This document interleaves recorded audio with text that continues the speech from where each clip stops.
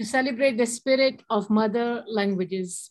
And this year, this is like, again, we have done the virtual one. We have got wonderful plenary like professors with us. Dr. Maya K. David from University of Malaya, Dr. Fauzia Shamim from Ziauddin University, Karachi, Pakistan, Dr. Abu Bakr bin Muhammad Razali from University Putra, Malaysia, Dr. Janko Kambara from, please, forgive me if I pronounce your name wrong. Is it Fukuoka University, Japan? Yes. Okay, all right. And our very own Shokatli Luhar from Mehran University. May I request our worthy director, Dr. Habibullah Pathan, to formally welcome our worthy guests so that we can move ahead into our session. Thank you, Dr. Shumaila. Thank you so much. I won't take long because I want our panelists to definitely start giving us their input. So formally welcome to the esteemed panelists, starting with Dr. Maya from Malaysia, Dr. Fauzia Shamim from Ziauddin University in Karachi, Dr. Abu Bakr, again from Malaysia, Dr. Junko from Japan, and Mr. Shaukat Luhar from Mehran University. So talking much about it because I think audience are waiting to hear from the panelists. Again, extend warm welcome to everyone, all the panelists. Thank you so much, Dr. Shumaila. Thank you, Doctor. Thank you. So here we begin. The format of the panel discussion will be that first I will be asking one question from each panelist. They will be given like 7 to 10 minutes to talk about it at length. And in the second phase, we will open the house for the question and answer session. During this session, participants are requested to follow some etiquettes, which are written on the screen, as you may see, and I will be reading them as well. The chat option would be accessible by all the participants. So just as a matter of an etiquette, do not share any image, file, or video during the talk of the presenter. Unnecessary commenting with each other during the talk in the chat box should be prevented. Please change the screen, Mansoor. Mansoor, change the screen. Okay. You may keep your video on if you want, but please keep your mic muted during the webinar. And kindly be mindful when you unmute your mic to ask a question from the speaker. Make sure that there is no noise in the background. So by the way, I request that during the time when our panelists are talking, if you've got any question, if you want to appreciate any point, if you want to say anything regarding what they are telling us, feel free to write into the chat box. So we will be reading all the comments, and during the question and answer session, I'll make sure that I take the questions and then we'll be asking you to unmute your mics.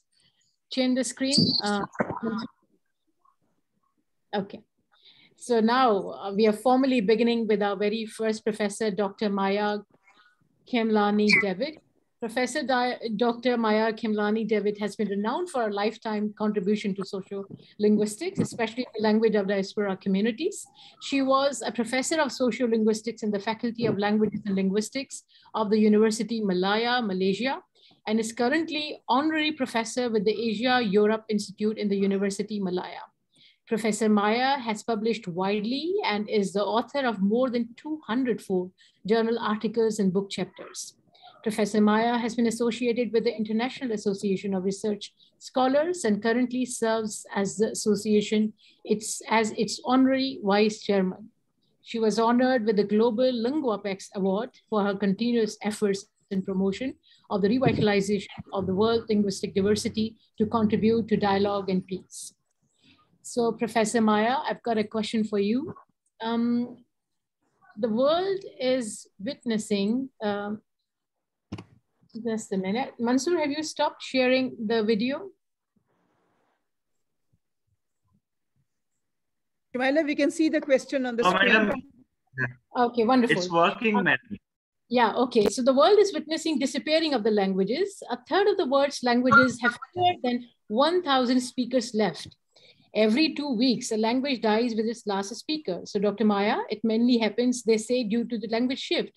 What do you think that the speakers practice that this shift happens, and what are the main causes behind this? Thank you, Dr. Shumaila, and thank you, Professor Pathan, for inviting me. You know, there are many reasons why communities and ethnic groups leave their languages. And if you look back in the literature, a number of reasons are given by various social linguists, and these include, among many, number one, economic factors. For example, to get a job, if you need a particular language, and that becomes your main forte. So for a job, one needs to learn the language of the country in which one is. For example, when the Irish moved to England, they were initially immigrants, some of them were refugees. They had to learn the English language in order to get jobs. That's the first factor. There are many countries, many peoples who have actually shifted away from dominant use of their heritage language to a language which helps them get a job. For example, when I came back to Malaysia many years ago, I had to shift to Malay, which was our national language and the language for teaching at postgraduate level for certain courses. So for economic factors, people shift, and if you shift too much and too long, then your mother tongue is put by the wayside. And that the language you use in the job becomes your dominant language over time. The second major reason, again given by many social linguists, is demographic factors. For example, if one belongs to a minority country where many others belong to the majority language of that country, then you are bound to shift to that language. For example, the Sindhi community in Malaysia, don't show the PowerPoint yet until I come to that area. Let me just give you the background. The Sindhi community in Malaysia is only about 1,000 in a population of 33 million. So they are a minority of a minority. So many of them have actually shifted away from Sindhi language to English and Malay. English being the national language, which helps them get jobs in the civil service. Malay being the national language, which helps them get jobs in civil service, and English being the major language in the private sector. The third reason which I would like to mention, before I go into the more important part, which not many people have mentioned, but the third reason is what is considered social reasons. And one of the major social reasons I will discuss with the PowerPoint is of the Sindhi community. And this is the Sindhi Hindu community who migrated from what is today Pakistan, from what is Sindh in Pakistan today, and shifted to India, where they were seen as refugees. And in order not to be perceived as refugees, they shifted to other languages, regional languages, and the Hindi language, because the community was given a very low status as refugees. So they shifted to a language which would not show them as refugees. And this is one social reason. Another example of a social reason regarding status is with regards to the Hungarian community. And this is a very well-known research by Susan Gell way back in the late 90s, where Susan Gell looked at a village in Oberawat, which was in Hungary then. And there were a lot of German employers. So Hungarian women worked in these German factories, fell in love with the German men, got married to them, and then shifted away from the Hungarian language to dominant use of German in their marital homes. And so there was a shift because they were seen as a peasant stock, the Hungarians. So they wanted to shift away from that view of them as peasant stock. So they shifted to the German language as they were marrying German men too. And so the new home language became German. They only spoke Hungarian when they met with their elderly parents. So the other argument that has been put forth by Leslie Milroy and Lee Wei, who also did research late in the early 80s, they talked about network theory. And they said if a community has a close and dense network, they live near each other, they meet each other often, they work for each other, then the chances are very high that they will maintain their mother tongue. This concept, this theoretical construct has actually been shown not to be completely true in countries like Malaysia, where we have strong networks among the Sindhi community, very strong and very dense networks. They meet each other, they live close to each other, they work for each other, and yet they have shifted away. So this concept of social network resulting in language maintenance does not universally apply to all communities. One has to look at the community and see what is happening. Now, the other reason often given is what is known as political reasons. This is where the government decides on the education policy. And so when the government in Malaysia with independence in 1957 decided that Malay was going to be the national language, then Malay became the national language. Malay became with time, Malay became the medium of instruction in government schools. And so a lot of people now have started what we call code mixing, or what is more recently known as translanguaging, where they mix the mother tongue, they mix Malay, they mix English, and you have a code mixed variety.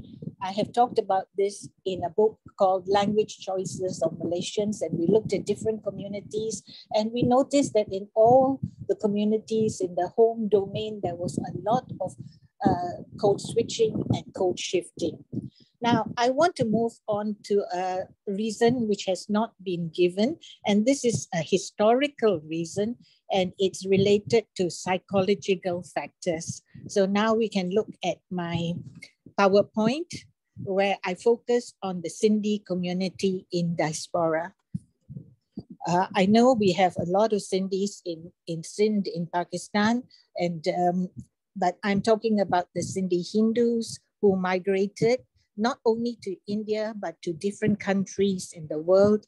And they are found in many, many countries: Singapore, Malaysia, Indonesia, Philippines, and even in the UK, in London, in America. They are a really international diaspora. And so I want to look at the reasons why many of them have shifted away from the heritage language. And for this, it'd be very good if you can show my PowerPoint and move on to the Sindhi diaspora. Can you move on the slides, please? Okay, this is with regards to attitude. So this research addresses the following question, and now I'm zeroing in to the Sindhi community, the Sindhi Hindu community. So why have they shifted away from their heritage language? And what happened, I was very fortunate. We had an editor who wrote a book and got memoirs of Sindhis scattered all over the world, who in their history of saying what makes them a Sindhi talked about the Sindhi language and their reasons for shifting away from the Sindhi language. So this is an anthology on Sindhi identity, edited by Saz Agarwal, and we have the reflections of many people, and it's a 430-page volume. So I'll not take you through the 430-page volume. I went through the whole volume to look at the reasons people were giving for moving away from Sindhi. And this is very interesting because we are hearing the voices of the community. Let's move on very quickly. So yes, let's move on. I know I have a time limit, so I won't read every part of this PowerPoint. Okay, so there are positive attitudes towards assimilation. So the diaspora Sindhi Hindus, that is the generation 1, gave these reasons. The reasons are being given by their children, generation 2, but they are talking about their parents, generation 1, who had migrated to India in this particular case. So notice the economic reason given. My father attended classes to learn Hindi, as all central government employees were required to have Hindi. Sindhi was beginning to fade from our lives. So this was the economic reason for shifting to Hindi in India. Yes, let's move on. Another writer says, in encouraging their young to adapt to the local languages, languages which would give them an edge, inevitably they lost their own. And this is again a second generation Sindhi speaking of his parents. So what the parents did for the good, for what they thought was the good of their children, they had to have their children merge with the majority community. My parents, Anju Makaja says, my parents were busy. I think it was the previous slide, please. My parents were busy settling down. So they were keen to give us a convent education, and convent education in India then was English. So in the process, they did not concentrate. The parents were busy trying to earn a living. They had left everything behind in Sindh, and they were starting anew as refugees in India. So their life was to make money and feed their children. So they were not interested in the language as such. So you see, these are the first-hand accounts, and these accounts are hard to get by, but we are talking to second generation, and they are telling the stories of why the first generation, their parents left, sort of left Sindhi out of the family. Yes, let's move on. Next slide, please. They were not welcome to this new land. And here we're talking about India, where they were not welcome. They had to struggle against the biases of the Sindhi language, the stigma of being called refugees, to make a future for their families. I now understand why I was never thought to speak Sindhi as a child, why amalgamation was more important than identity. So their identity, and in a recent paper I talked about it, their identity does not come from language per se, just by itself. It comes from food, clothes, meeting together, their networks. That's where their identity comes from, not so much from language by itself. So this, all these comments show that it was the prospect of getting good jobs, quality education, and mitigating the economic effects of the partition. They shifted to Hindi or other languages. Hindi because they could get a good job, convent education with English because it was seen as an important language. So the parents did not put too much focus on the language. They wanted the children to be assimilated with the larger Indian community in whatever parts of India they had settled in. Let's move on to other reasons. Next slide, please, very quickly. Next slide, please. So I move on to another major reason is negative attitudes. And these negative attitudes did not come from the Sindhi community itself. It came from the other community towards the Sindhi.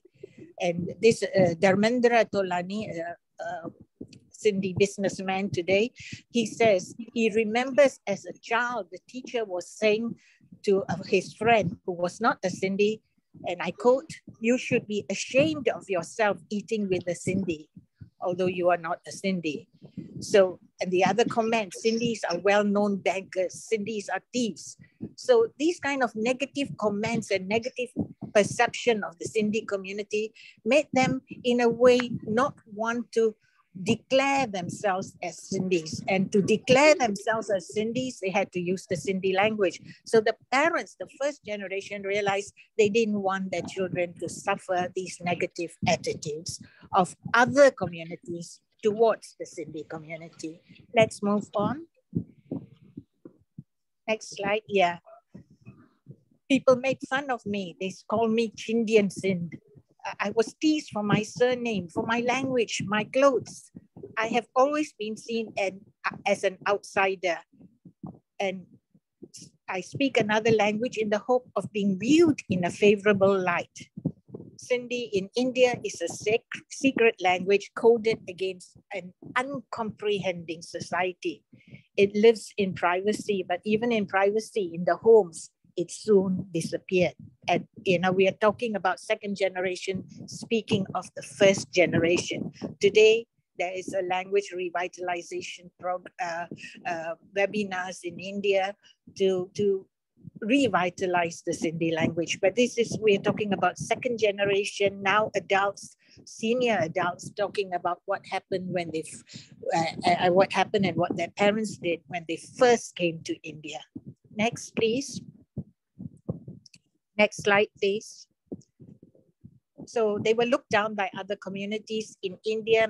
Many negative traits like beggary and kleptomania were associated with the community, and such negative attitudes towards the Sindhis were also held by teachers who prevented students of other communities from socializing with the Sindhis. Even Sindhi names and clothes were seen as symbols of cultural degradation, causing the Sindhis not to disclose their ethnic identity in public. Living such a life, the Sindhis hoped to be socially accepted by the host communities in India. I'm talking about the second generation as senior citizens, talking about their parents. As I said today, the picture is changing. In fact, in today's Facebook, I see people saying, Ma Sindhi Aya, I am a Sindhi. So they actually declaring, so you can have language revitalization over time. Let's move on to the last slide. Now, many Sindhis actually migrated to different countries, and then they became merchants. They became not only merchants, they became very well-established merchant group. And so, and they lived in Malta, they lived in St. Martin, in the Caribbean, they live in the Spanish islands. So another reason for shift among the community was their desire to maintain a cosmopolitan identity. And let me quote the words of the participants themselves. Let's hear their voices. Next slide, please. So Tarun Sakrani says, can't read or write Sindhi? No problem. I'm living the life of a global, entrepreneurial, hospitable, and family-oriented Sindhi. So language was not so important. It was being global, being an entrepreneur, being a community that believed in showing their hospitality, and being a family-oriented Sindhi. And Shiv Dasani, another wealthy Sindhi man, says, what difference does it make whether my children are fluent in Sindhi, Gujarati, French, or Japanese? They must grow up not to be lords of a minor locality or cornet. They must grow up to be princes of the world. Sindhis have made the world their home. So language is not that, Sindhi language is not that important. We may not know our language perfectly, says Raj Lalchandani, yet we speak many foreign languages fluently. We don't have a homeland, and yet the world belongs to us. So Kalru says, it is our business ethics passed on from generation to generation that lends to our identity. Notice language is debased for them. For them, language is not important. So to me, it seems when we talk about reasons why people are moving away from their language, apart from the economic reasons, the demographic reasons, the political reasons, and the social reasons, we really need to look at attitudes and values of the other community towards the migrant community, towards the minority community, towards the refugee community. And we need to look at psychological factors. We need to look at historical factors which cause a movement away from the ethnic language. So bear that in mind when we do research on minority communities or language shift. Let's look at the psychological reasons. Let's look at the attitude of the outsider to this community. Thank you so much. Thank you so much, Dr. Maya. Honestly speaking, it was not only insightful, but I would say it was a very beautiful talk as well. The way you talked about, the first generation going in the search of language assimilation and cultural, at the cost of cultural sacrifice, to buy some positive, attitudes to the generations which are coming up. So, I mean, wonderful talk. So Dr. Fauzia is our next panelist. She needs no introduction. All those who are from Pakistan here, they know Madam quite well. And she was with us in the last virtual seminar on the same day as well. Thank you, Madam, for giving us time yet another time. I will read her short bio note and then I'll read the question. Professor Dr. Fauzia Shamim is the Dean Faculty of Liberal Arts and Human Sciences at the Ziauddin University in Karachi. Dr. Fauzia is currently leading the development of departments and programs for the faculty with a focus on languages, literature, and culture. Previously, she has worked at several public and private sector universities in Pakistan and abroad, including the Institute of Business Management, University of Karachi, and the Khan Institute of Education Development in Karachi. Well, Mansoor, move on. I would like to give a question to Madam. Dr. Fauzia, as you may have listened, Dr. Maya was talking something about that even in in the sake of, convent education or quality education, parents did not concentrate on teaching their children into mother tongues. She was talking about, the minorities, but we have seen in our Pakistan that the same craze of education in English is being witnessed. So I've got the question in the same lieu for you. English is used as a medium of instruction in Pakistan, actually to provide equal opportunities to learners from all walks of life and to foster the so-called quality education. What do you think? Does English as a medium of instruction help really resolve issues of equity and social justice, or it has aggravated these issues? Dr. Fauzia, over to you.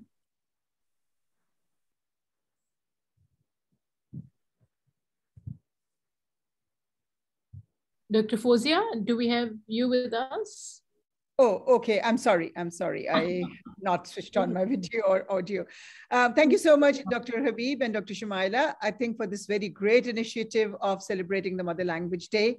That is the best way of getting the students and everybody else aware of what's happening and what steps need to be taken to preserve our languages, to develop our languages, to revitalize them if they're fading away and so on. So thank you very much for this initiative. What I'd like to do is I'd like to take on from where Dr. Maya left, and I'd like to go through very quickly the history of Pakistan as, sort of very briefly, just to see how the language question has been dealt with, both in political terms, in economic terms, in psychological terms, all different ways in which it has been dealt with and where it has landed us today. So I'm going to share my screen if it's okay. If you just give me a sec, I just share my screen. Yes, sure. Yeah. Okay, here we are.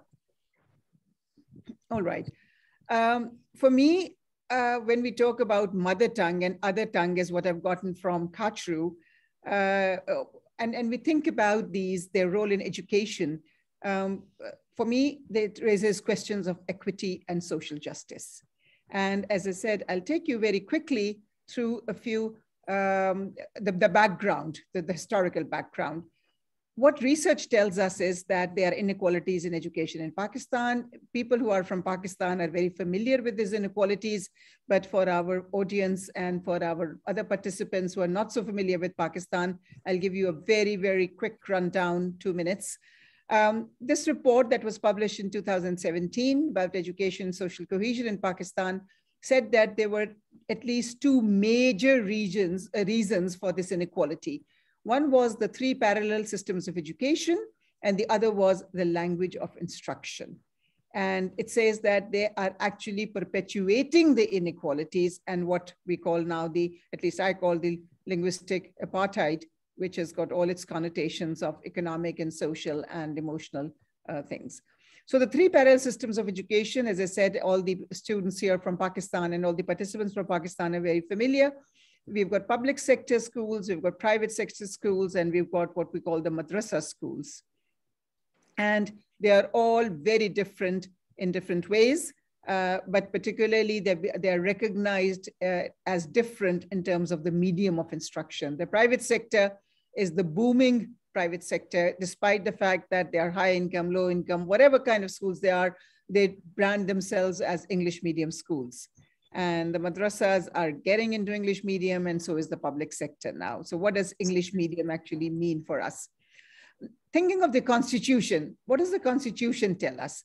The Constitution says that it is actually telling us that any section of citizens having a distinct language, script, or culture shall have the right to preserve and promote the same, and subject to law, establish institutions for that purpose. So that seems to be quite liberating. And that seems to be suggesting that we can all go and actually develop our own mother tongues and all our local regional languages.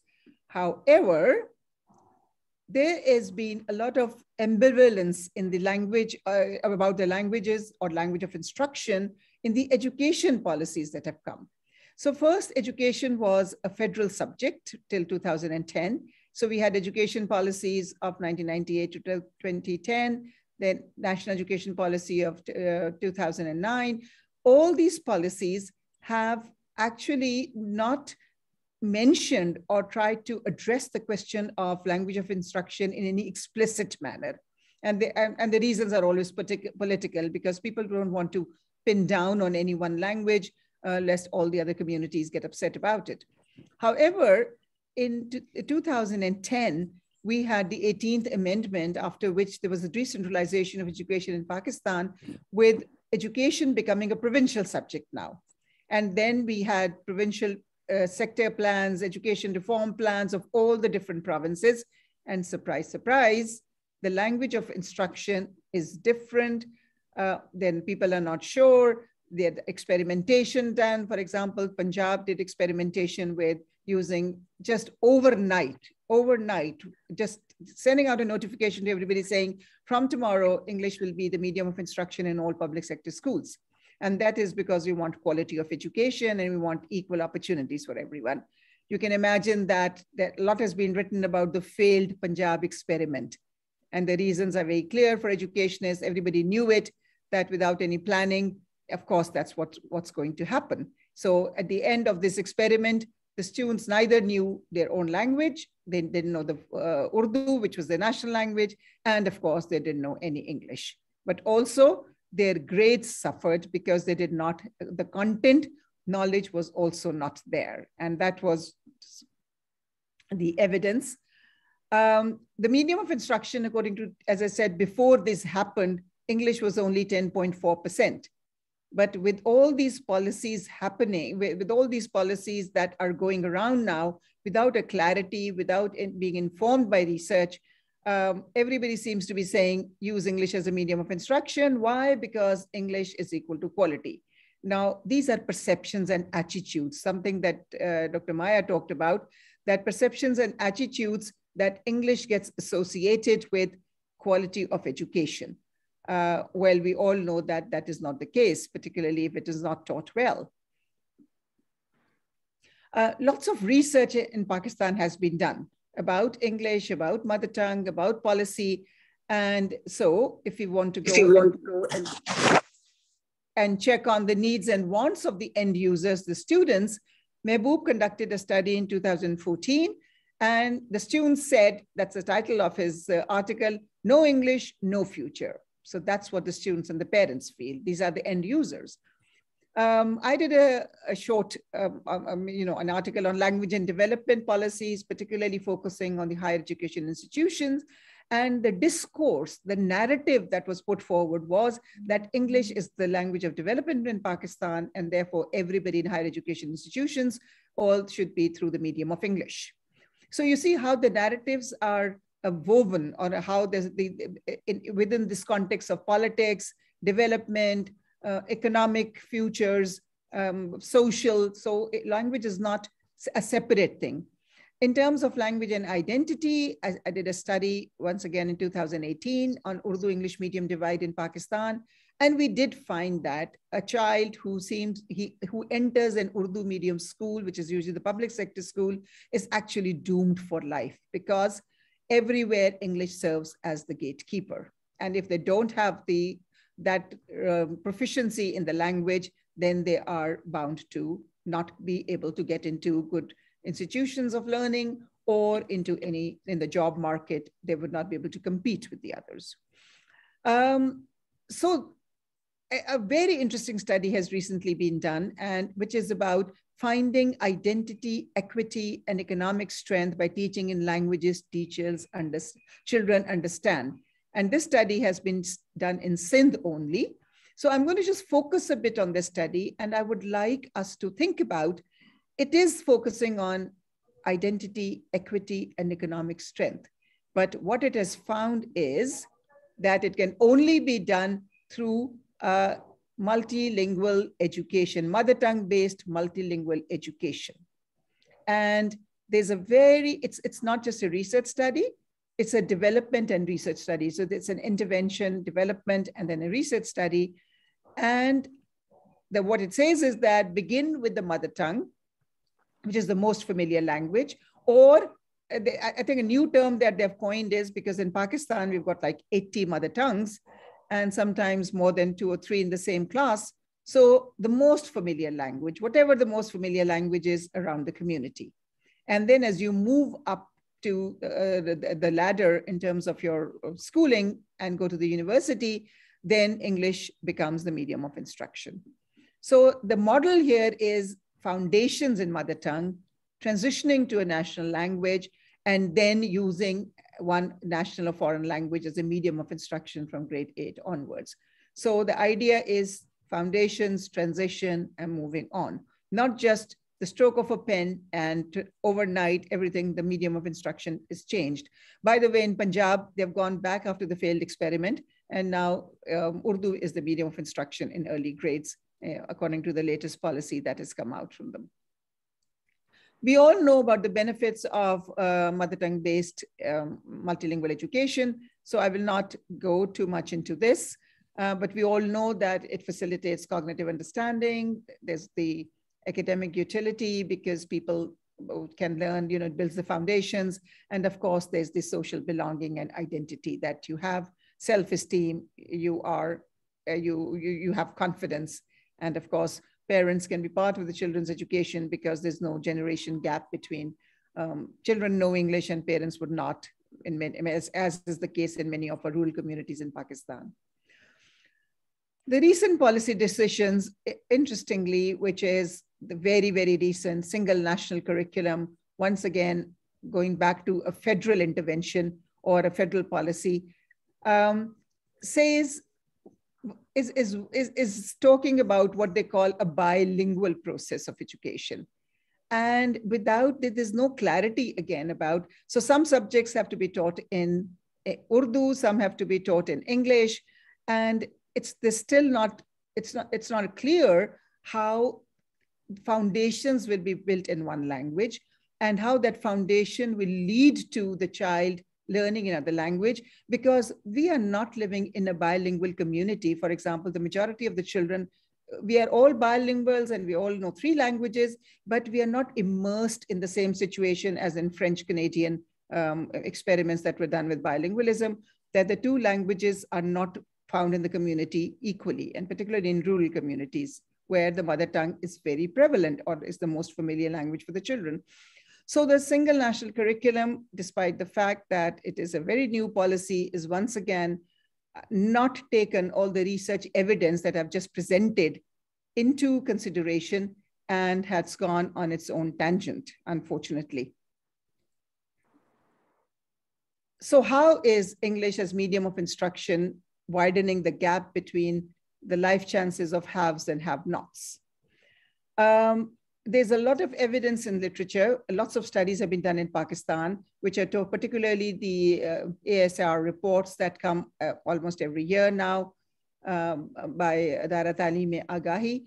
And they are actually stating very clearly the state of the, it's almost like we're churning out semi-literates from the public sector schools in particular. which is, they take a lot of the students, and which is the most affordable or the free system of education for the students. The medium of instruction policy, we find out, is not based on a realistic appraisal of teaching learning context. So, for example, we know that the teachers and students have inadequate command of English. And if there are, unless one of their, and Urdu and their mother tongue, interestingly. So one of the languages has to serve as the foundation for learning the other languages. And this is not considered even in the new policy. The focus on rote, there's a lot of focus on rote learning. And we find that when students come to grades, sort of grade 7 and grade 8, and then up to college and university, there is a lack of conceptual understanding. There's always like, we learn things, and there seems to be no creativity, no innovation, no critical thinking, because language is a barrier for them. They don't have any one language at that stage in which they can express themselves freely and independently. This is an image which one of my colleagues had shared in one of the presentations, and I'm using with his permission. This is something, it's in Urdu, so I'll read it in Urdu first, and then I'll translate it for my participants who don't know Urdu. This is this ferocious dog, and there's this little cute kitten looking up, and it's the dog is saying, "Bol ke tere lab azad hain, ke lab azad hain tere, bol ke jaan ab tak teri, bol ke jaan ab tak teri hai." Okay, so what the ferocious dog is saying to the little one is that you can speak because you have the freedoms to speak, and you can speak because you still have, you're still alive and you can speak. But actually, can this little kitten speak? Does it have, and now this for me presents the image of the mother tongue being the cute little kitten. According to the Constitution, yes, you can speak. According to the 18th Amendment, yes, you can speak. Yes, you must speak. But actually what is happening? The social, the economic, the cultural, the political, the factors are this ferocious dog that is sitting there saying, you have the freedom, but do we have the freedom? And therefore, I think we need more of these awareness raising seminars where the kitten grows into somebody who can actually face and say, yes, I will, and I will speak because I have the power to speak. Thank you. Wonderful, Dr. Fauzia. Thank you so much. And these are some, for me, these are some unanswered questions for me, which I am just leaving there for people to, as something for them to think about. Yeah, I mean, it was wonderful. You use a symbolic, representation and images to communicate such a powerful message. Bol kilab azad hain tere. Wonderful. Thank you, Dr. Saiba. Thank you. So with this, we move on towards our third panelist in the row. Mansoor, can you please share the bio note of Dr. Abu Bakr bin Muhammad Razali? Dr. Abu Bakr, are you with us there?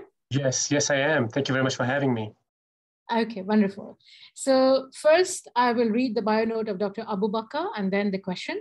Dr. Abu Bakr bin Muhammad Razali is Deputy Dean of Academic, Student Affairs and Alumni, and is also serving as Associate Professor at the Department of Languages and Humanities at University Putra, Malaysia. Dr. Bakr does research on teaching of English as a second language and language and literacy education. Particularly, he focuses on the reading and writing in English. And next slide, Mansoor.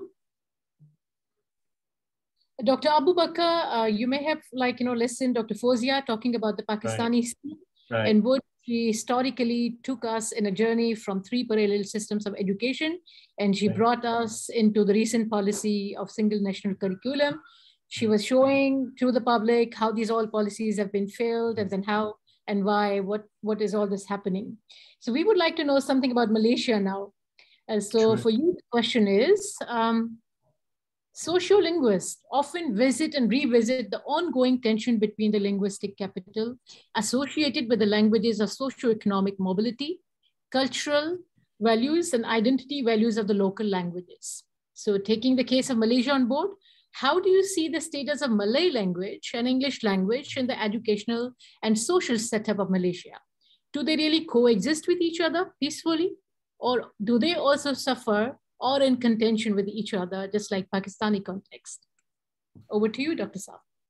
All right, thank you very much, Dr. Shumaila. Thank you very much for having me. First of all, thank you for putting me with Dr. Maya David, Dr. Fauzia, Dr. Junko Kambara, and Dr. Shokar Ali Lohar. I was very, very happy when I see Dr. Maya David's name because she is a legend in Malaysia. That being said, I don't think I actually fit in this panel of 4 panelists, but I'll try to say what I can say about the topic that's been given to me.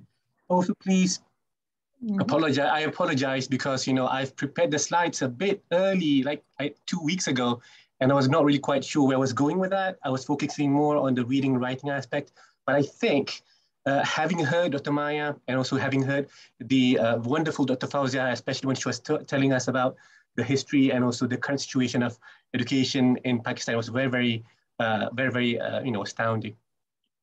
I am not a linguist. I'm also not really an educationist. I focus more on the teaching of English language, particularly reading and writing. But I think we have a lot of things in common, especially when you talk about the role of English language, as well as the role of the Malay language, especially in Malaysia, and of course, the role of the national language in Pakistan as well. That being said, Dr. Shumaila, is it okay if I share my own slides? Because I think I'll know where to stop and where to focus on. All right, thank you very much. Because I think, I might not be showing all of my slides. I'll just be sharing some part of the slide, I think. Thank you. All right. Yeah. Okay. Okay, so I hope you can see my slides. Okay. Yes, all right, thank you very much. So the topic of my talk today will be English as a second language in Malaysia. So if you don't know much about Malaysia, I'll tell you briefly the history of Malaysia and then the situation when you talk about the Malay language as the national language, as well as other mother tongues in Malaysia, and also the role of the English language in Malaysia. I focus on English, I teach English, but my mother tongue is Malay language, and the national language in Malaysia is Malay language. But that being said, English in Malaysia is actually a second language. It is a national second language, so to speak, even though Malaysia is a country where we have a lot of people from a lot of different kind of ethnicities and races. The majority would be Malay people, of course, and Chinese people, and of course, Indian people. And it is a multi-ethnic, multi-racial country. We've been like this for a few hundred years, I would say, right?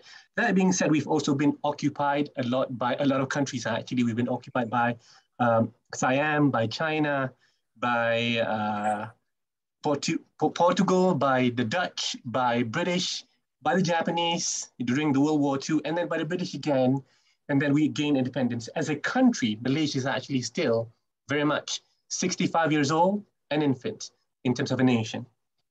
So that being said, even though we are 65 years old, after getting our independence, Malaysia is a fast developing country with multi-ethnic, multi-religious, multicultural, plural society, which consists of mainly Malays, Chinese, Indians, and others as well. On another note, due to the state of Malaysia being a nation that is quickly developing, especially in terms of economics, you can also see a lot of increasing number of expatriates, people, coming to Malaysia to travel, to work, to study, and so on and so forth, making Malaysia quite a hotspot for a lot of people, not just within Asia, but also across the world as well. So that being said, when you have people coming into Malaysia, when you have tourists, when you have people working in Malaysia, when you have people who are actually studying in Malaysia, from China most especially nowadays, and at the same time, you have Malaysian people, which consists of different kinds of ethnicities, different kinds of races and cultures and so on and so forth.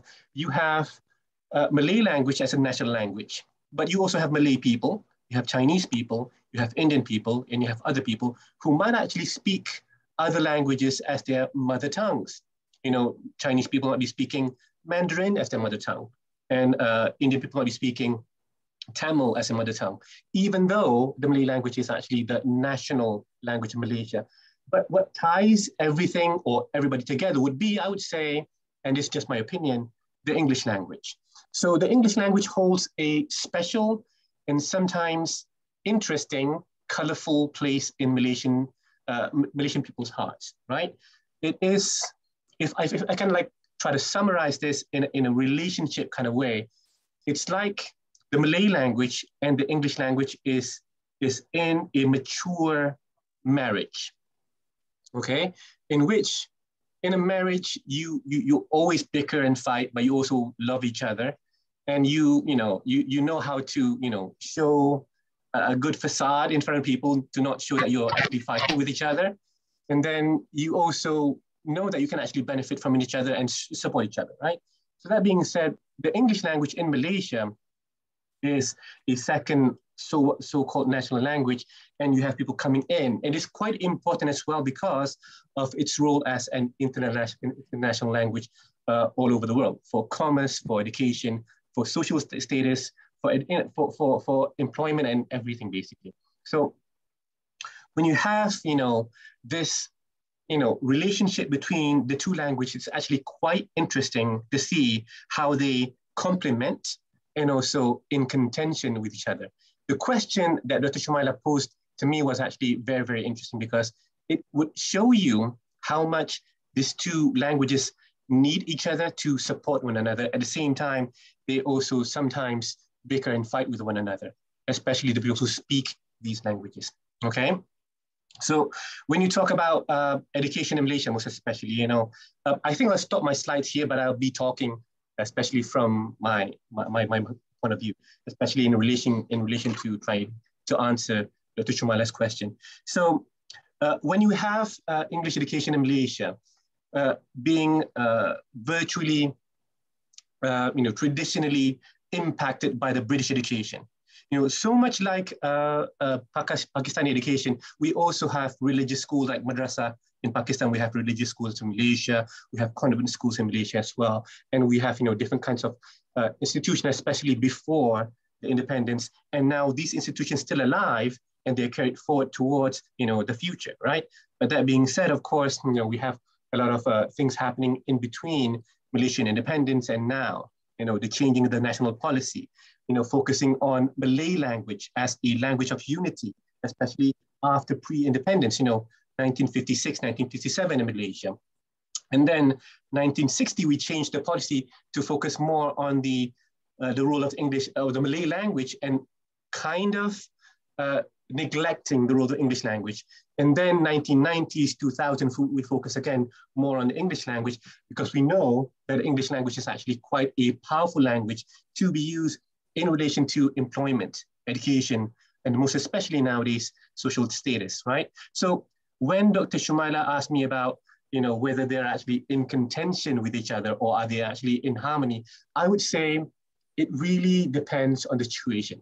It's like a very mature marriage where, you're together, you're stronger together, but sometimes you annoy each other and sometimes you fight and bicker, right? Malay and English languages in Malaysia coexist in harmony when it needs to be in harmony. They coexist when it's necessary, when it's actually convenient to be in harmony. We appreciate each other's languages and cultures and celebrations and foods and so on and so forth. At the same time, we know that what ties us together would be this English language and also Malay language as well, right? So while Malaysian people do laud or they actually really promote the importance of Malay language, and this is transparent in many Malaysian education policies and even in combining both Malay language and English language educational policies, and they always associate the teaching, the learning of Malay language with like a fight. We call this perjuangan or like a fight for the Malay language. But in reality, when you talk about the role of the English language and the role of the Malay language, especially nowadays in this globalized world where English is actually used everywhere, especially online, with work, within relationships and everything, English is actually taking a much more pronounced, much more prominent place, especially for education, especially for employment, and even for social status, right? So while Malaysian people do laud or promote the importance of Malay language, and even though many acts and policies and curricula are actually being carried out in dignifying or in actually trying to make the Malay language much more prominent in Malaysia, and even it is made as a compulsory subject to be passed in the national examination that you have to actually pass to be able to be employed in a public, government sectors and so on and so forth. English is still very much a language of power in Malaysia. That being said, when you have people from a lot of different social backgrounds, ethnic backgrounds, and racial backgrounds, they would use English and Malay, but English would have like a more prominent role in Malaysia, to be quite honest, right? So Malaysian people believe that English is much more important to be mastered for the purpose of education, for employment, and so on and so forth, and especially for social status, right? And because it is reflected in the national institution as somewhat of a second language in Malaysia, this has put English as a very important, much more approachable, utilizable, much more usable language to be mastered and to be used in Malaysia, especially for those who are not really using Malay language as a first language, right?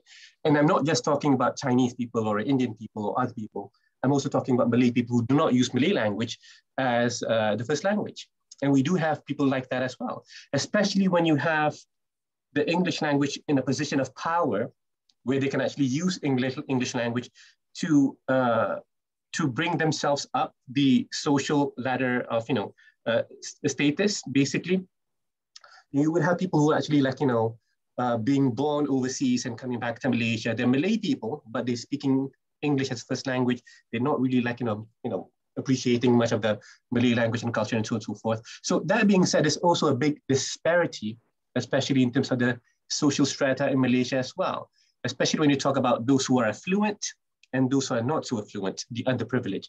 Those who are affluent are usually rich people, speak English as a first language, might speak Malay as a second or foreign language, might speak Mandarin or Tamil as a second or foreign language, but English is always as a first language. At the same time, you have people who might actually be quite underprivileged, who are living in poor sections in Malaysia, maybe in poorer, rural places and so on and so forth, who might not actually, rely too much on the English language because they focus more on being present and being able to live, to survive within their situation. And they might actually be quite underprivileged and they don't feel that they need to have English language as a language that they can actually rely on.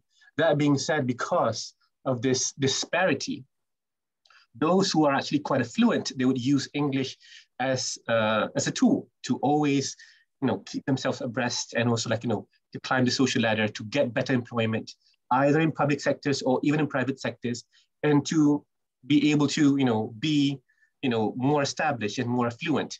Whereas those who might not use English might just be, within their own social status and so on and so forth. So this big disparity, is actually quite prominent and it's getting much more prominent, I would say.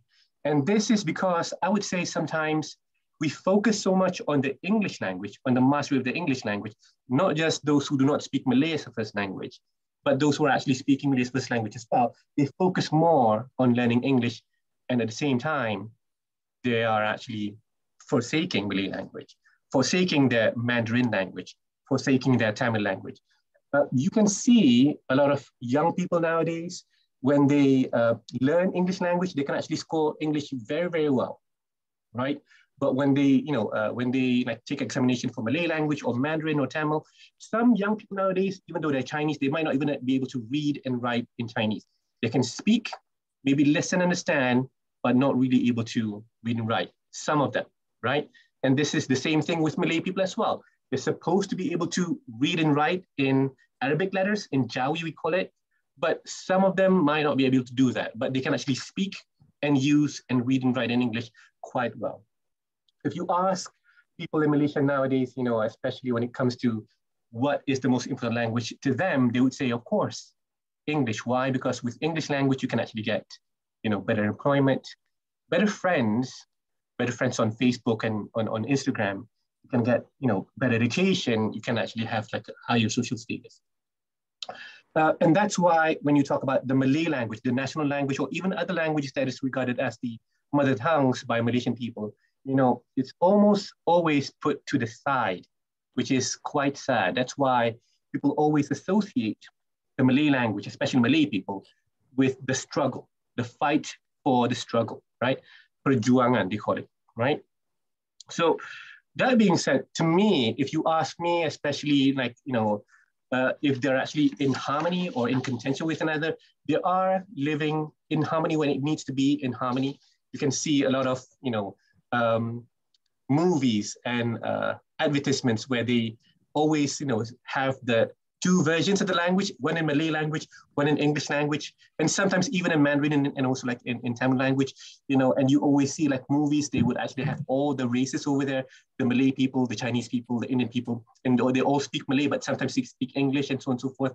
But it's much more complex than that, especially with the role of the English language as well as what they feel is their first language.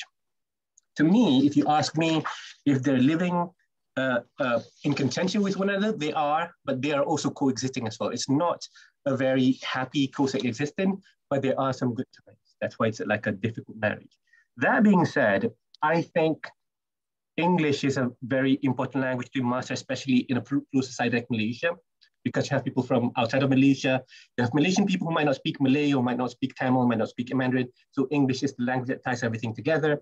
But you should not forsake your own mother tongue. You should not forsake, your own culture and values and so on and so forth. But not at the cost of the national language or your mother tongue or of its people, right? So both languages, I think, should be celebrated, should be strived for, but we should not forsake, one language over the other.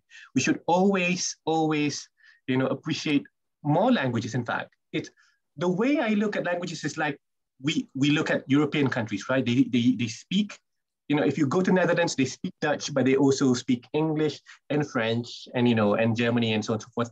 Language is always a plus. So it's not really beneficial. You just focus on one language. You can cherish your own mother tongue, of course, because your language is also who you are and where you're from. But, you shouldn't like take sides. Always a balanced approach. Yeah, thank you very much, Saeed. So that being said, I think, I believe that Malaysians, regardless of race, ethnicities, should embrace Malay as the national language, but also do not forsake their own mother tongues and learn English and maybe even other languages as well. We all should learn from one another. I should be learning Mandarin and Tamil. I learn a little bit here and there, but not really that well. That being said, thank you very much. I think I took a bit more time than I should have. Thank you, Dr. Shumaila. Yeah, thank you, Dr. Abu Bakar. Wonderful. Dr. Abu Bakar has given a very beautiful analogy to the matter of Malay language and English with the marriage. Quite interesting, isn't it? That English and Malay and Malaysia are in a mature marriage and they benefit from each other and also disappoint sometimes. So wonderful. Thank you, Dr. Saab. And next we have got Dr. Janko Kambara with us.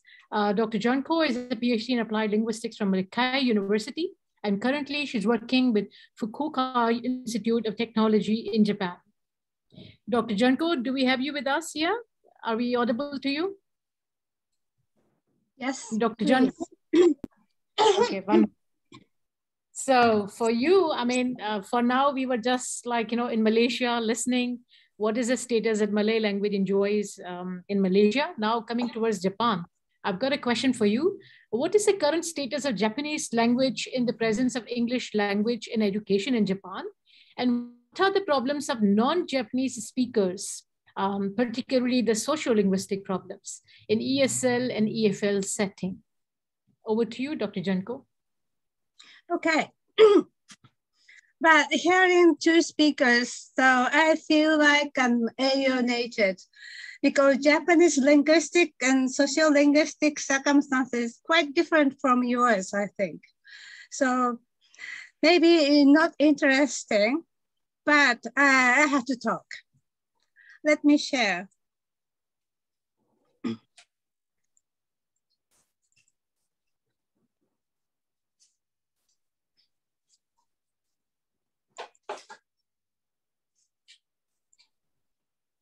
Yes, they're visible to us. Thank you. I'm sorry. Shoot.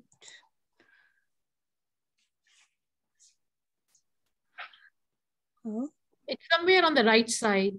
Right side below, down. It's okay, we can see it. Still read, yeah.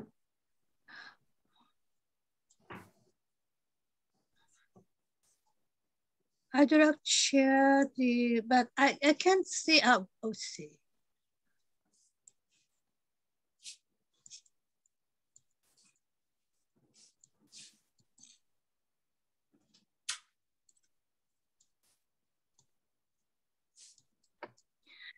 Can you hear me? Yes, we can. And we are also able to see your screen. Thank you. Okay.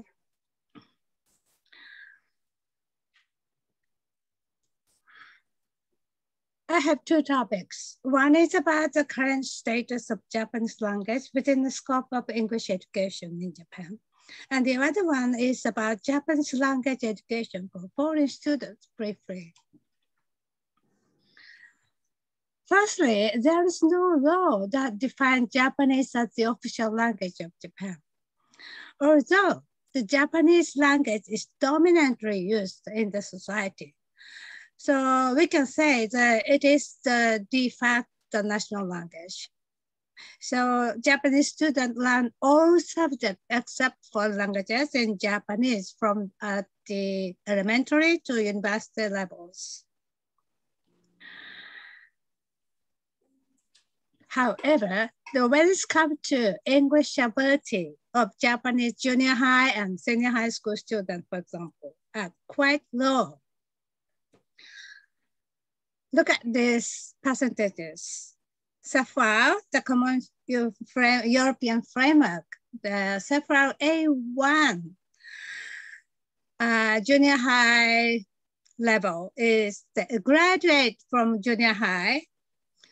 42.6% are at the level of CEFAL A1 and 40.2% as senior high level, as senior high students. Why are they so poor? There are tons of reasons for Japanese students for English ability. So there is no need to use English in their everyday lives unless they work part-time at the sightseeing spot or something like that. And most of them don't think that they will have a job where English is required unless they apply for foreign companies. And third, Unified University Entrance Examination assess only reading and listening skills. So the high school teachers mostly focus on the students' reading ability and listening abilities. And fourth, English classes are instructed mostly in Japanese. You might be surprised. As for the ratio of English medium instruction at junior and senior high schools, I will show you when the focus on the English medium instruction at the rate of 75% or more. English is used as the medium instruction at less than 20% of junior high school and 30% of senior high schools. And to fill the gap between the government ideal and the reality, the new course of study guideline announced English should be taught in English at junior and senior high schools.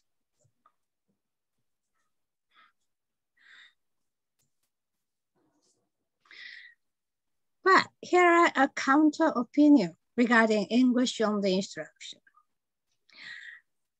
According to Tanaka and Matsui in 2010, they asked about 7,000 Japanese business persons of English education in Japan from various perspectives, and answering to open-ended question, 206 among 646 business person who got high scores on the TOEIC test insisted the importance of Japanese in English education. As a whole, they say, Japanese children should learn to think logically, to explain and write in a coherent manner in Japanese before learning English. The underlying idea is that if children can think, talk, write logically in Japanese L1, they can do the same in English in L2. Interestingly, one pillar of 3 in the new course of study guideline by the government is in line with this idea. The government put 3 pillars in the guideline, which are gradually implemented for public elementary school to senior high schools, respectively. Acquiring knowledge and skills, and enhancing motivation to learn, and the cultivating humanity, and fostering students' ability to think, make judgment, and express oneself for all subjects, including English.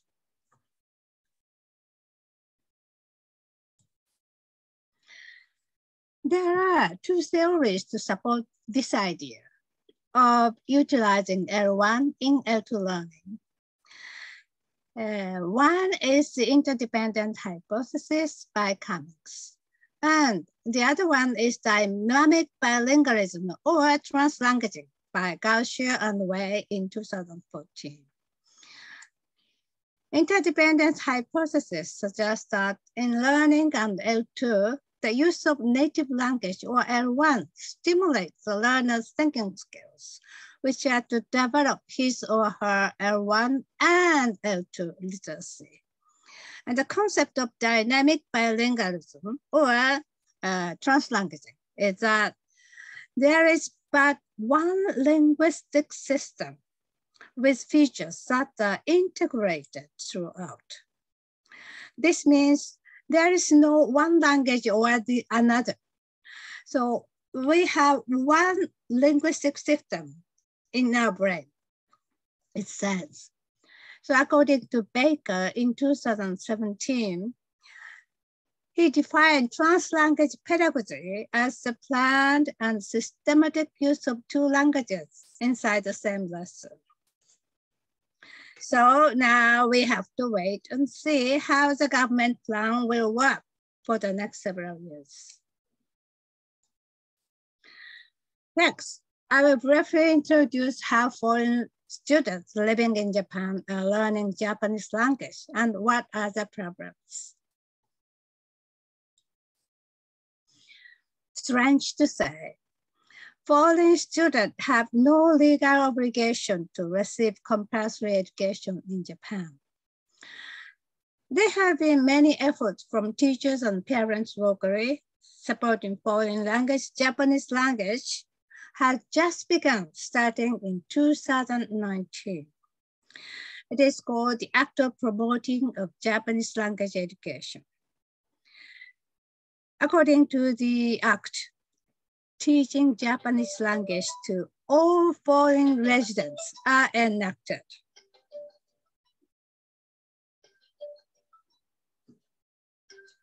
Excuse me. Sorry.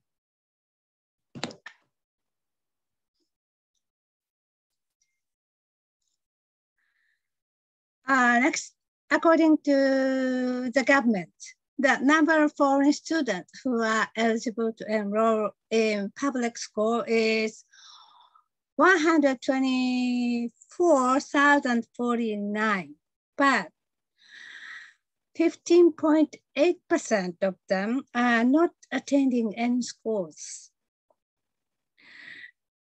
That means approximately 20,000 students are not attending any schools because of various reasons.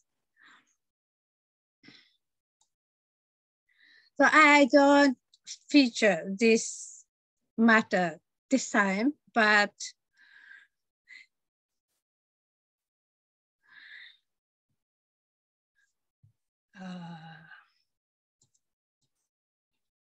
Okay, next.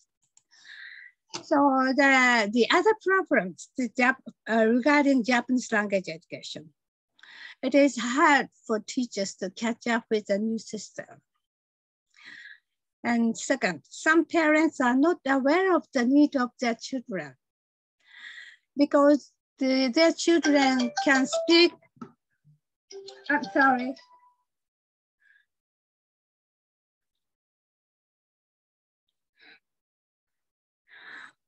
Could you wait a minute?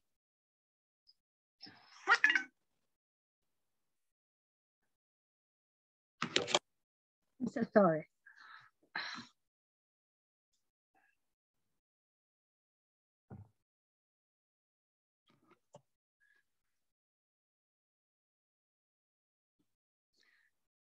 Some students are not included in the system, regardless of their needs.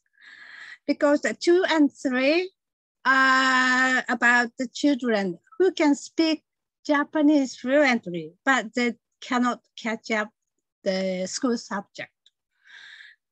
Number 4, instruction time is too short for those students to acquire Japanese language.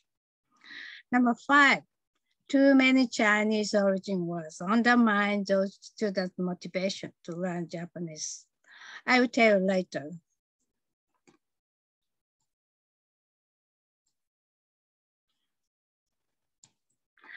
These are 3 types of Japanese writing system. Japanese is, for the foreigner's eyes, are so complicated. So we have Chinese characters, hiragana characters, and katakana characters. Chinese characters are based on logogram. Hiragana characters and katakana characters are phonograms. And they are all mixed in one Japanese sentence. So maybe at first sight, it's like a mixture of the different languages, that kind of impression they may have. Dr. Janko, yes. Excuse me for a second.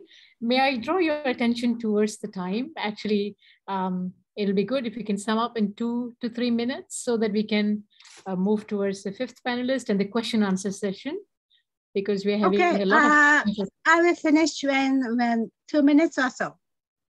Yeah, oh, thank you. Okay. Oh. The last question is, what about their native languages? The government fall far behind in helping them develop and maintain their mother languages.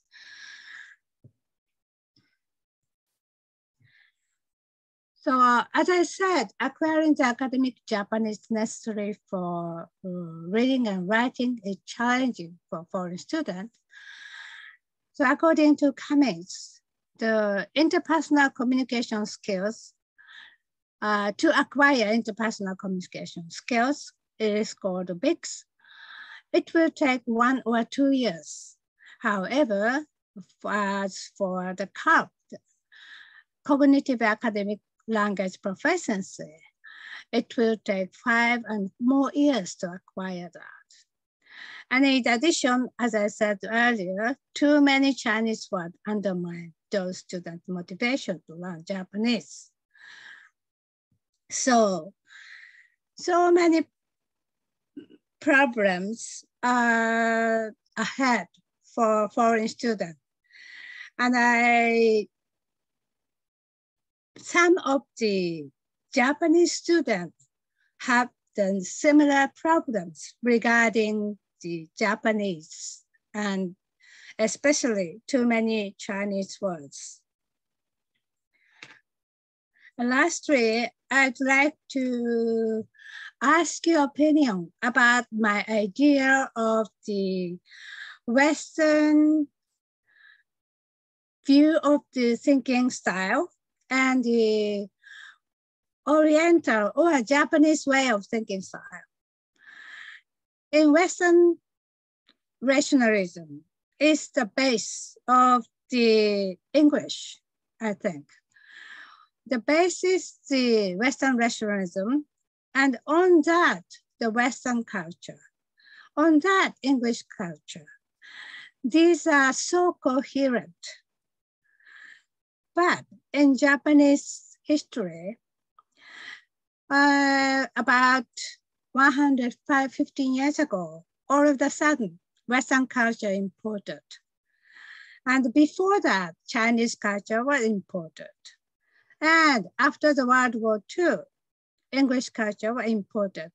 So there is no coherent cultural feature. So what do you think about this?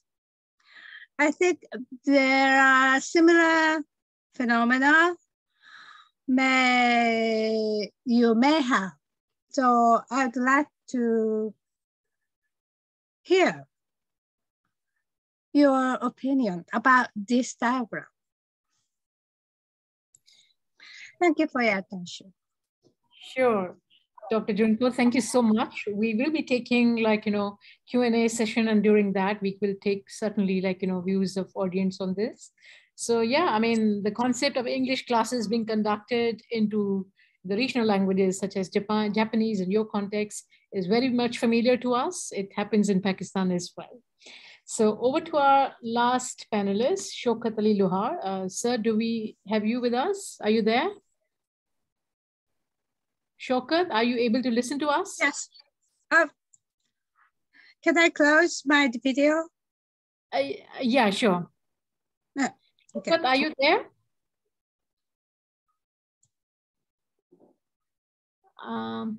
I can see Shaukat. Are you there? Yes. Should I answer your questions? No, Dr. Junko, thank you very much. Yes. We'll be taking your questions into the Q&A. Oh, I'm sorry. Perfectly okay. No worries. At this moment, it's Shaukat Ali Luhar's turn. We would like to ask him a question if he's there. Shaukat, do we have you here with us?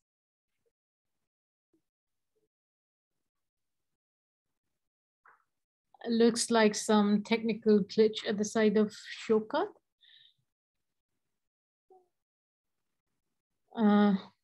Okay, so looks like Shaukat isn't able to listen to us or respond. We will be moving towards Q&A session. We'll be taking one questions, and meanwhile, we'll checking up with Shaukat as well. So there was some questions into the chat box, as I can see. There. Okay.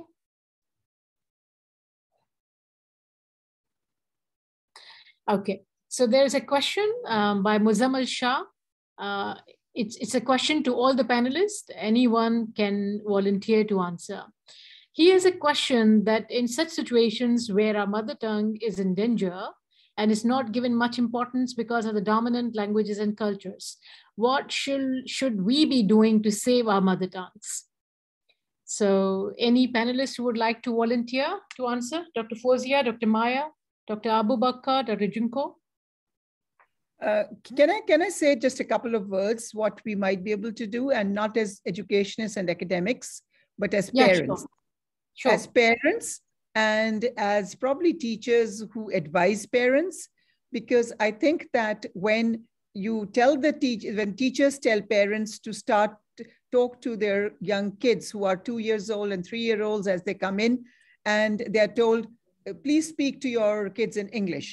And of course, the parents are not fluent in English, and they speak half English, half Urdu, jaldi se hungry ho gaye ho tum, finish karo isko. So, these kinds of sentences which neither teach them English, nor Urdu.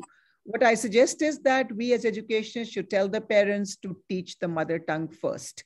And that will be the foundation for learning the second language. And we as parents should do the same as role models. Thank you, Dr. Fauzia. My next question I would like to ask Dr. Maya, because in her talk, she talked a lot about these factors. Maybe she can add on a little bit more. There is a question by Sarish Sumro. She wants to ask that why does people use English instead of using their own mother tongues? Dr. Maya, are you here with us? Yes, I'm here. Can you hear me? Yes, you hear me? Yes, okay. we can.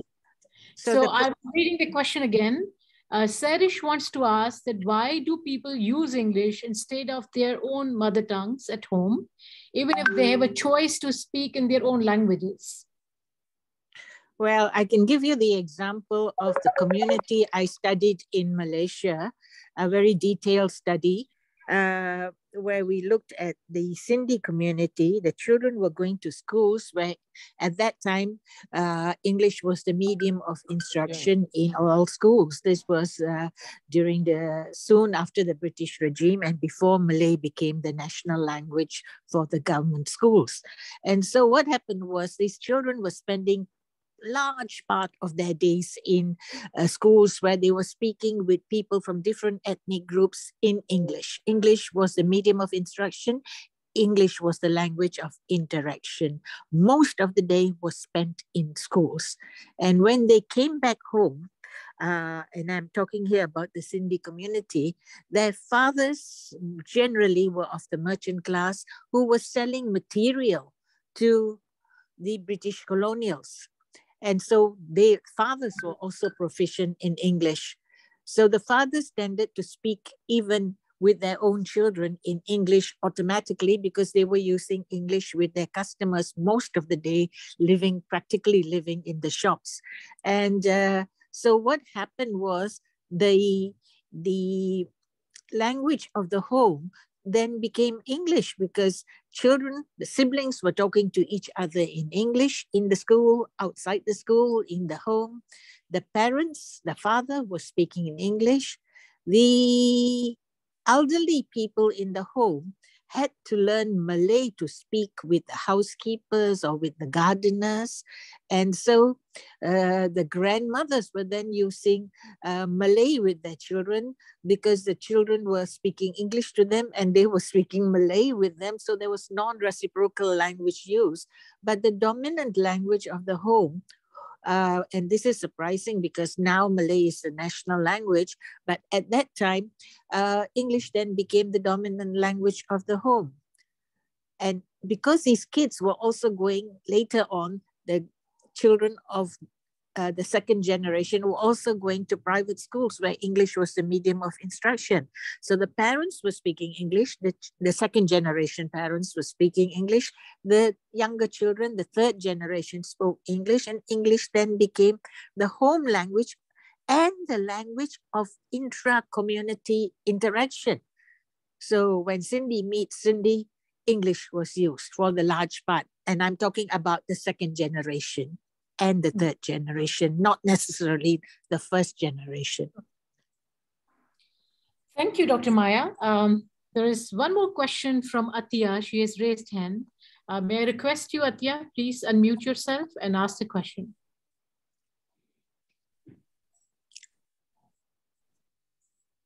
Athiya, are you there? Sahir has asked a very pertinent question, which is actually in alignment with the theme of this year's mother, language day. Until Athiya comes back, we will take Sahir's question.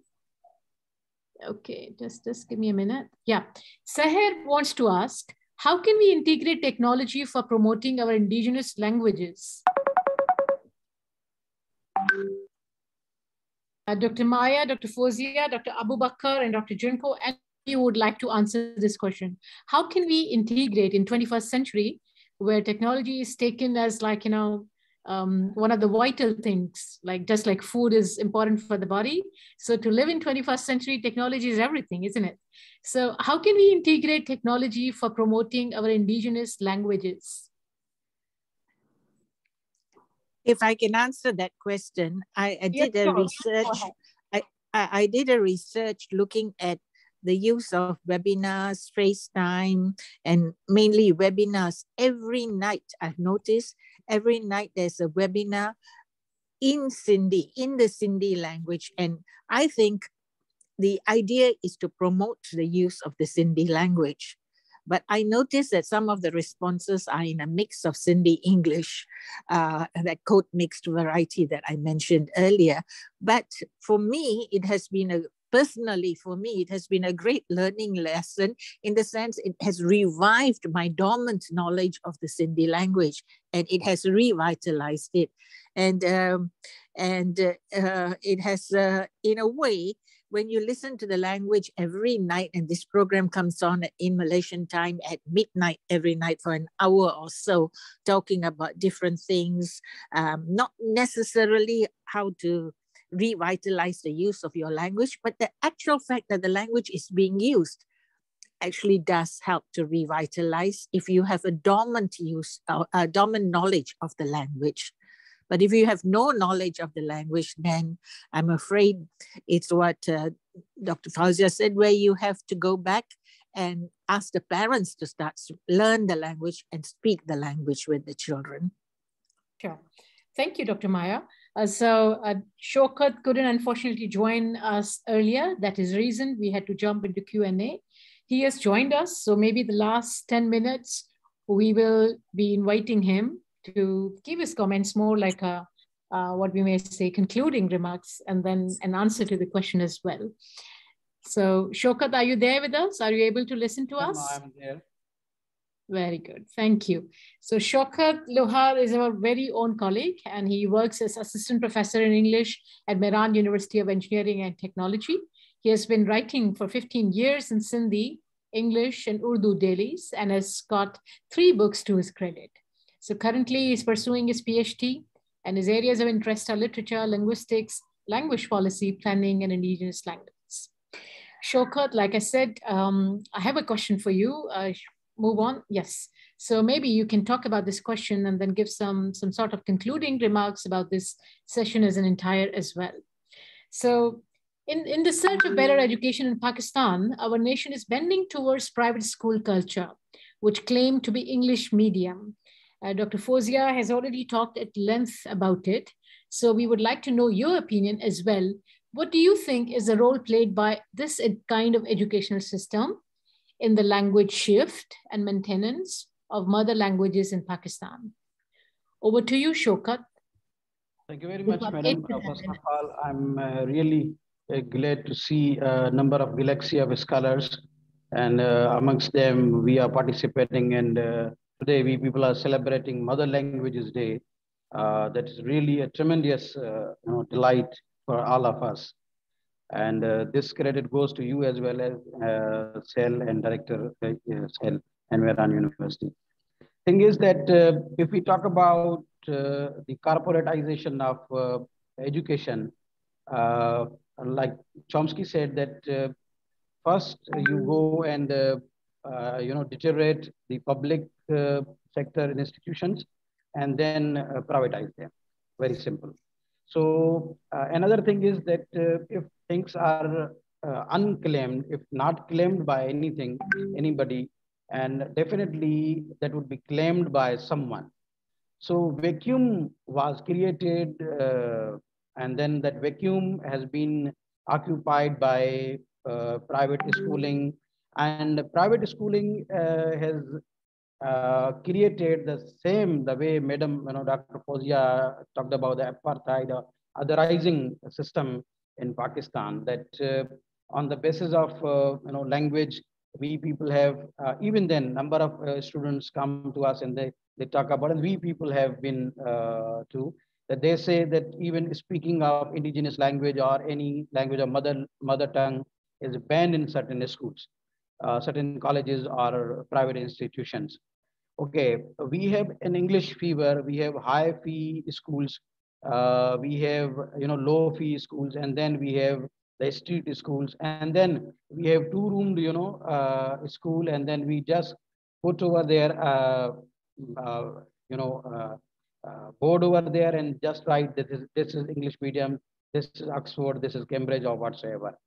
Now what happened that I trace back a little bit to history when Macaulay says that I have observed that single shelf is not worth like that whatsoever subcontinent linguistic literature cultural heritage is available.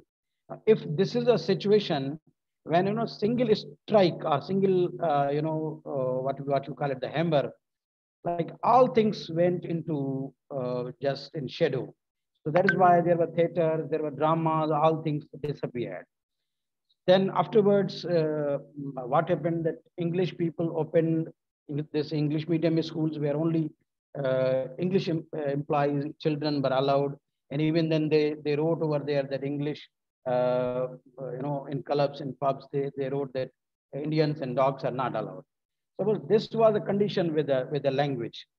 And then today, what we see that everyone is running after English language, no doubt, according to David Crystal and Gerardol, we have to take English as a skill, like we are operating computer, driving, swimming, all these things.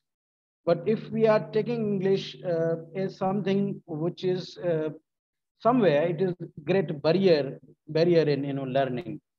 So we have to understand this phenomena. And then a decline of denied of mother languages in educational system is something which is really to be denoted or should be taken into account.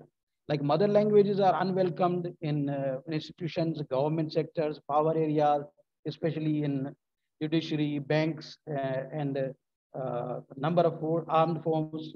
Everywhere, mother languages are unwelcome. So that is one of the reasons why. And then mother languages are not money minting type of things.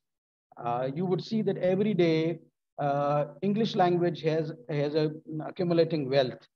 Like after 14 days, we have IELTS, TOEFL, GRE, GMAT exams, and out of that, definitely that is something which gives you monetary benefits.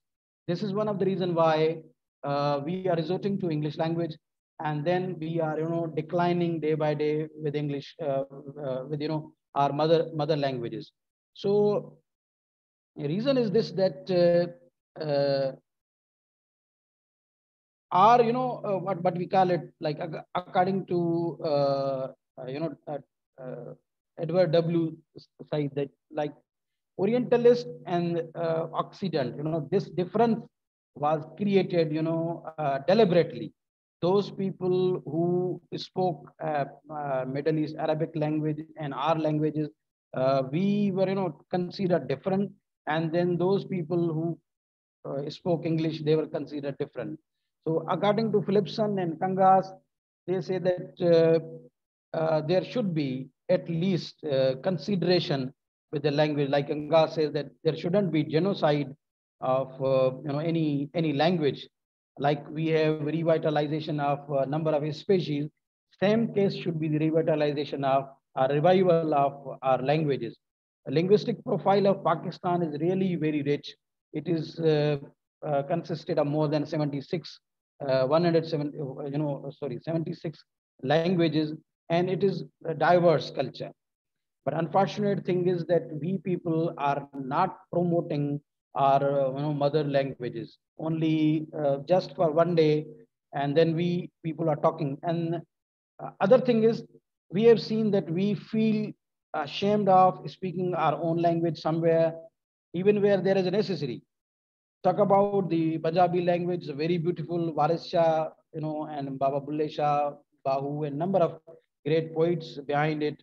But unfortunately, that is denied, denied number of like 12, 13 crore people. So that should be revived. Today they protested before the, provincial assembly. So that should be taken into account. And then, nationalization of languages should be there. So I think this is my little take on all this. And what I have listened to a number of our great scholars, which is really appreciating. And then the situation of Malay language in Malaysia and Japanese. And Madam talked about, yes, very clearly a catalyst point she has raised, that we have, layers of onions system existing of a schooling that should be revisited. If we have the single curriculum, definitely a name single curriculum definitely is there. But what to talk about the single system of education? Where does it exist? Now we have number of schools. One school is Neela Pillai school, blue and whatsoever number of uniforms are there. And they are putting parents into trouble. Like, we have this color day, we have this orange day, we have this. Where is education? Okay, just painting a star on the cheek of a child does not promote education. So I think that government also should take responsibility of these things, and then respond towards the high level corporatization of education. And one day it should not go away from the hands of poor people.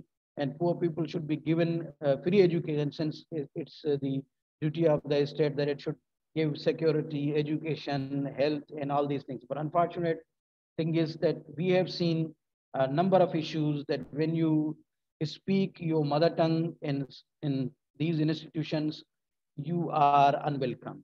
So the literature of marginalized languages is really great and rich, and all the languages, not only one. So that's why my urge to the government is that Sindhi, Pashto, Punjabi, Balochi, Saraiki, and Dhatki, a number of languages should be given the status of as national languages. So I think that from my point of view, these things should be taken into account. Perfect. Thank you, Shoka. Thank you so much. Sahir asked a question about literature and then why it's not given, any value. But I think Shokat has already given an answer, sort of answer in his talk. We have already consumed. I can say that actually the Oriental literature, if until unless our book is published by Penguin, our book is published by something or some of the publisher, which suppose definitely they are not taking. Suppose take about Bapsi Sidba and these people, they are suppose Muhammad Hanif or these people, even the Bird Shadows recently, I've read it. Until unless they are putting someone from us or Afghanistan or somewhere as culprit, as hooligan, as ruffian, they are not welcome. So True. we our literature is not welcome in a mainstream English. What you say. So that is one of the things that we need to reconsider, and why we people are unwelcome if we people are writing in English. So this thing should be taken into account. And we have seen that even the Arundhati Rai and number of other writers are there. Until unless these people are being published by renowned publishers like Vanguard, New York, and these areas, they are not welcome. So this is one of the reasons why the literature in our languages are not welcome. Sure. Thank you, Shoka. We have already consumed more than one and a half hour already. So if you've got any question, feel free to write into the chat box. I will be surely writing back to the panelists. I hope to get you back with you if I get any answer. So, we began our panel discussion with Dr. Maya K. David. She beautifully took us in a journey from first generation to second generation, and then how first generation is at the cost of their own mother tongues, is, losing their own heritage languages just to give a secure and positive impact to the future generations. Then we stepped into Dr. Fauzia Shamim's talk, and she took us into a historical perspective of Pakistan with a 3 parallel system of education. And then she showed us how Punjab experiment failed. And then as a solution, she also showed us TCF's model from foundation to transition, and finally to the English medium as instruction. Then we moved towards Dr. Abu Bakr's talk, and then his talk was kind of eye-opener, because he beautifully depicted that how in Malaysia, Malay and then English languages are coexisting. So maybe we at some other point, we would like to know more about it. And then because it comes as quite as a different scene as compared to our Pakistan's. So yeah, it was very different. And then maybe we'd like to know more about it. Dr. Junko's talk was yet another interesting one. And then she could show us a lot of figures and then a lot of statistics from Japan. And also one of the statements that I noticed was that how in Japan, in some of the classes where Japanese is used to teach English language, quite familiar scene from Pakistan. And to wrap it up, in the end, our very own Shaukat Lohar came, and then he talked about that why we are not producing, why we are not able to produce much of literature into our regional languages, and then a lot of other interesting comments as well. Likewise, the questions were also interesting, and then they were rightly responded by our panelists. So in the end, I would like to say my huge thanks to all the panelists for taking out their precious time, and then their participation actually helped us to celebrate the spirit of Mother Language Day. So we hope to see you more often of you, and then at some other panel discussion. Thank you so much. With this, we would like to end our meeting. Thank you, guys. Thank you all. Thank you very much, everyone. Thank you for having me. Thank you. Yeah, Dr. Maya, Dr. Junko, Dr. Fauzia, thank you again. Thank you. So shall I leave the meeting for all? Is that okay?